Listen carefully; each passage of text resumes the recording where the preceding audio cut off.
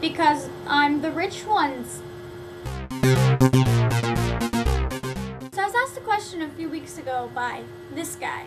He said, now that you're a senior, what's the thing that you'll most miss about high school and why?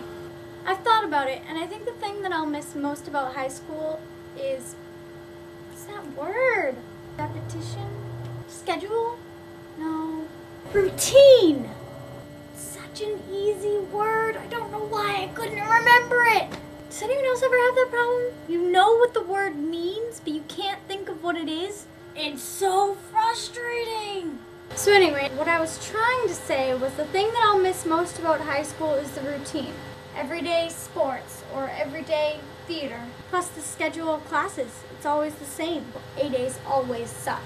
Always knowing what's going to happen is really useful.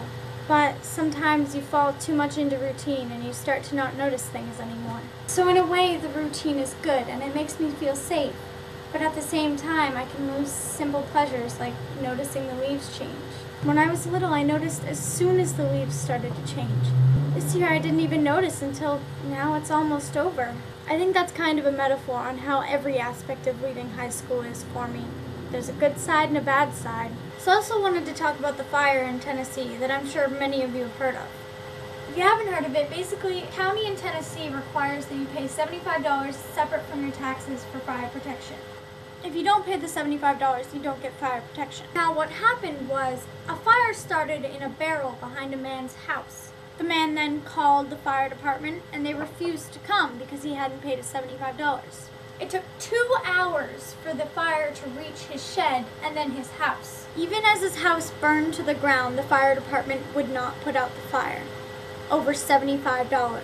Of course, he didn't pay his $75, therefore he deserves to have his house burned down. How could you think that? That's awful. Really? Do you have any more argument? If they put out the fire, then other people wouldn't pay the $75? Alright, I understand. That's probably true. But then shouldn't it just be part of your taxes anyway? Why pay the extra $75? I don't know. But if you have everyone paying the $75, doesn't that kind of get rid of the graduated income tax that our country has as a policy? Well, I don't want graduated income tax. Why not? Because I'm upper class and they're taking more of my money. And so since the lower class might not be able to afford $75, they deserve to have their entire house burned down? Due strictly to stubbornness, I'm not going to accept this. It's just madness. Since when did America become a place where we didn't care about the others around us? I don't know about you, but that's not an America I want to live in.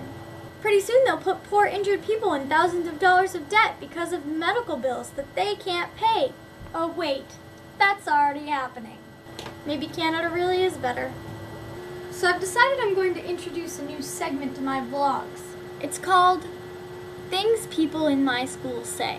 To start off, I'm going to use a quote that I acquired last year from someone in my English class. My English teacher was talking about his daughter who teaches English to Buddhist monks' children in some country or other. A girl in my class then said, "Does she speak Buddha?" No. No, she doesn't speak Buddha. What? Now, this girl isn't stupid, and I know she understands that Buddha's not a language, but it was still pretty stupid at the time.